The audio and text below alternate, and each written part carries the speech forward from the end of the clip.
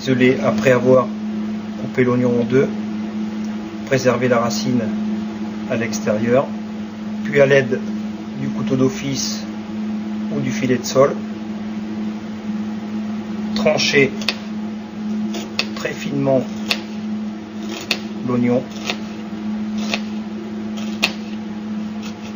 en prenant soin de ne pas détacher à la racine.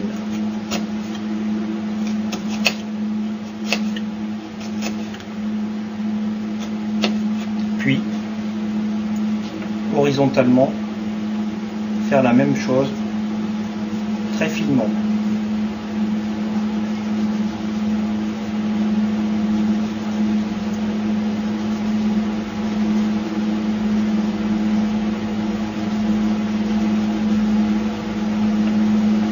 Puis, couper très finement.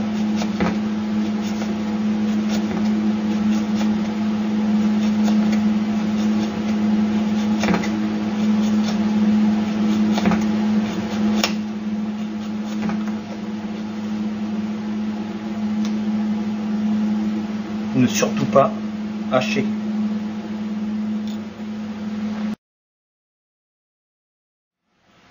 Émincer un oignon,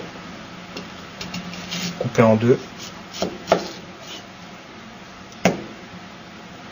préserver la racine à l'extérieur, puis à l'aide de l'éminceur, tailler finement.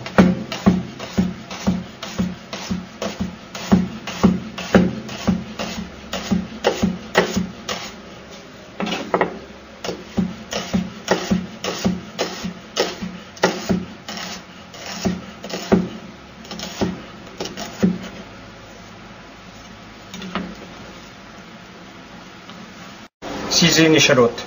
Si l'échalote est ronde, la fendre en deux, placer le côté racine à l'extérieur, puis à l'aide d'un couteau fin, trancher verticalement très finement, puis horizontalement finement.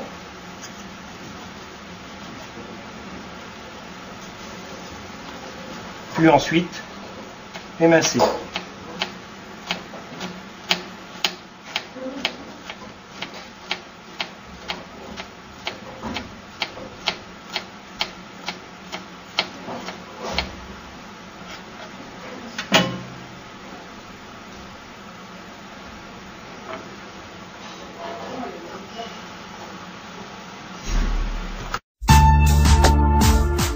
Couper la base pour pouvoir détacher plus facilement les gousses d'ail. Donc ensuite on enlève la peau qui recouvre l'ail.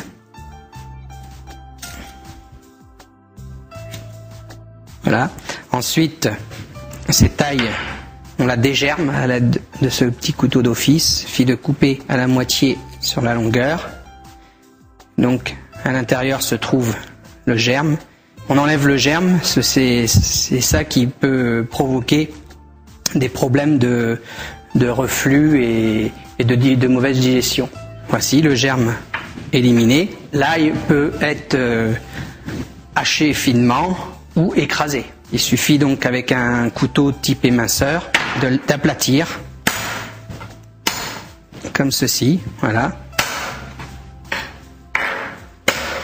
Voilà, donc nous obtenons de l'ail écrasé qui peut rentrer donc dans bien sûr des recettes type blanquette de veau, bourguignon ou tout autre sauté.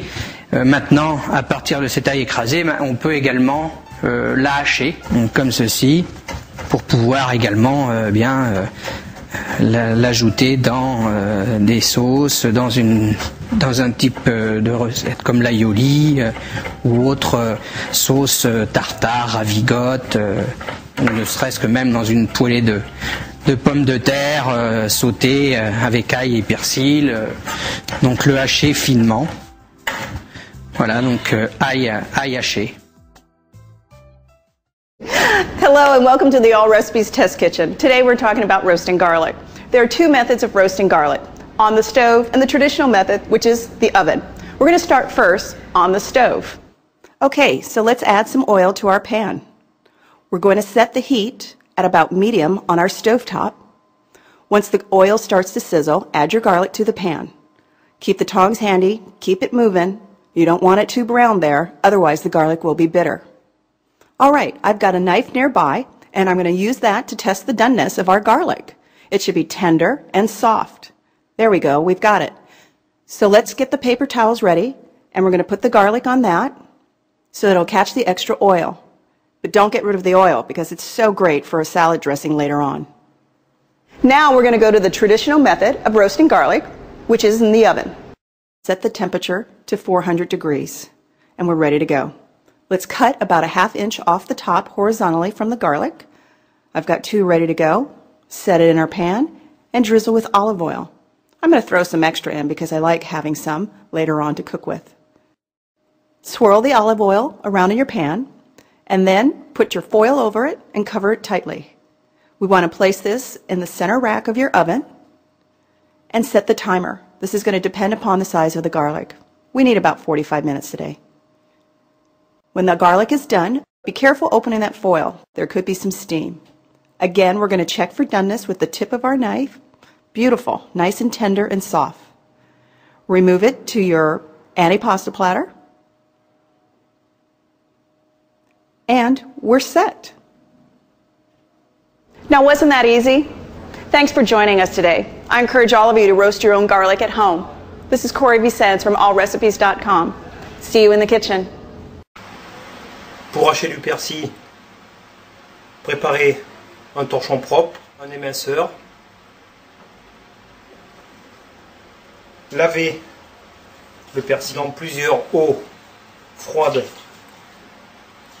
s'il est très sale. Puis égouttez.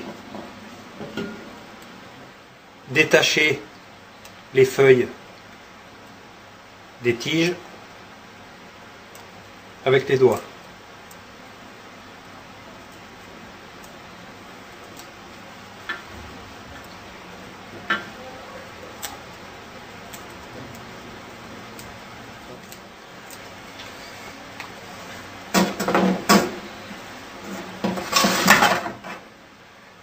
Les tiges de persil seront conservées pour la réalisation éventuelle d'un bouquet garni.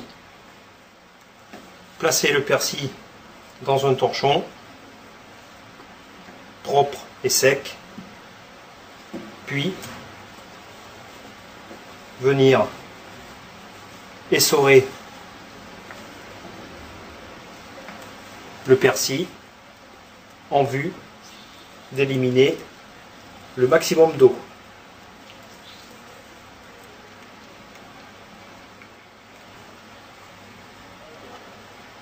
Posez le persil sur la planche,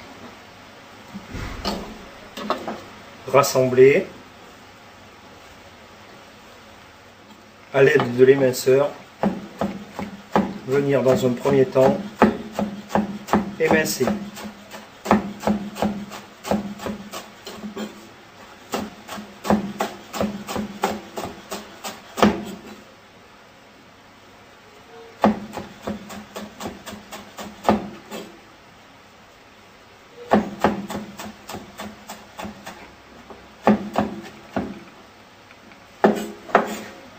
Dans un deuxième temps, rassemblez le persil, posez les doigts sur la pointe du couteau, maintenir fermement le manche, puis hacher. Rassembler et continuer jusqu'à ce que le persil soit très fin.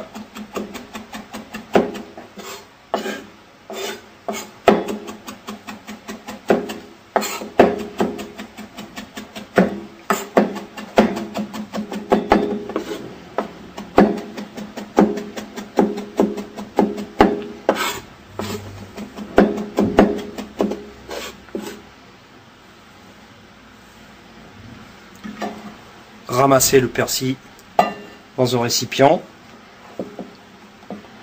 en évitant de racler la planche avec le tranchant du couteau.